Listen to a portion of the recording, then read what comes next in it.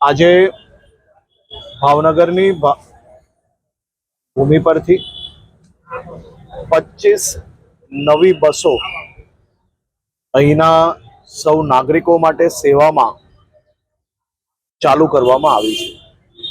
2 દિવસ પહેલા જ 151 નવી બસો ગાંધીનગર ખાતેથી શરૂ કરવામાં આવી હતી, જેમાં પહેલી નવી એસી બસ નવું મોડલ એ બી ગાંધીનગરથી ભાવનગર જિલ્લા માટે શરૂ કરવામાં આવી હતી। ભારતીય જનતા પાર્ટીના સૌ આગેવાનો, અમારા ધારાસભ્યશ્રી અને સૌ આગેવાનોએ જે વિવિધ રૂટ માટે અલગ અલગ બસો માંગી હતી, એ 25 બસો આજે ભાવનગર બસ સ્ટેશન ખાતેથી શરૂ કરવામાં આવી છે।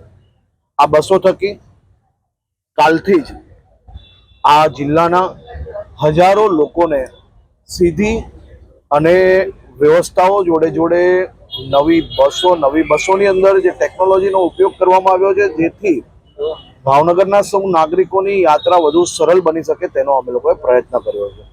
આજે ભાવનગર ખાતે બીજા બી વિવિધ કાર્યક્રમો રાખવામાં આવ્યા છે, જ્યાં હું હાજર રહેવાનો છું। આભાર।